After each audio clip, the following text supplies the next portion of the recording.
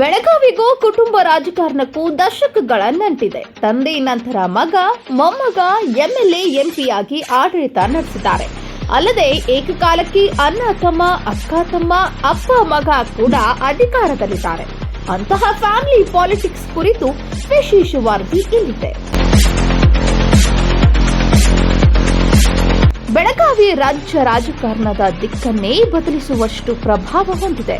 ಯಾವ ಪಕ್ಷ ಆಡಳಿತದ ಚುಕ್ಕಾಣಿ ಹಿಡಿಯಬೇಕು ಎಂಬುದನ್ನು ನಿರ್ಧರಿಸುವುದೇ ಇಲ್ಲಿನ ಘಟಾನುಘಟಿ ನಾಯಕರು. ಅಲ್ಲದೆ ಇಲ್ಲಿಯ ಕುಟುಂಬ ಮತ್ತು ಹೊಂದಾಣಿಕೆ ರಾಜಕಾರಣ ಅನೇಕ ಬಾರಿ ರಾಷ್ಟ್ರ ರಾಜ್ಯ ನಾಯಕರ ನಿರ್ದಿಗೆಡಿಸಿರುವುದು ಎಲ್ಲರಿಗೂ ಗೊತ್ತಿರುವ ಸಂಗತಿ.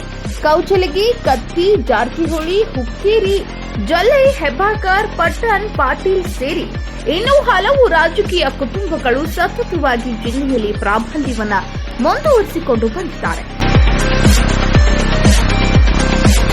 ಅಧಿಕಾರದ ಚುಕ್ಕಾಣಿ ಹಿಡಿದ ಜಾರಕಿಹೊಳಿ ಬ್ರದರ್ಸ್.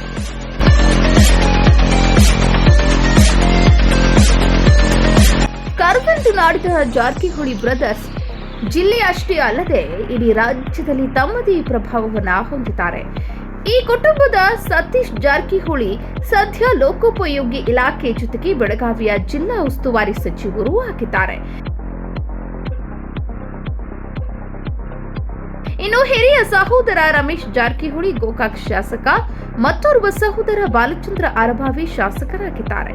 ಇನ್ನೋರ್ವ ಸಹೋದರ ಲಖನ್ ವಿಧಾನ ಪರಿಷತ್ ಸದಸ್ಯ. ಹೀಗೆ ಐವರು ಸಹೋದರರ ಪೈಕಿ 4 ಅಧಿಕಾರದಲ್ಲಿದ್ದಾರೆ. ಇನ್ನು ಯಾವುದೇ ಸರ್ಕಾರ ಅಧಿಕಾರಕ್ಕೆ ಬಂದರೂ ಈ ಕುಟುಂಬದ ಒಬ್ಬರು ಮಂತ್ರಿಯಾಗಿರುತ್ತಾರೆ.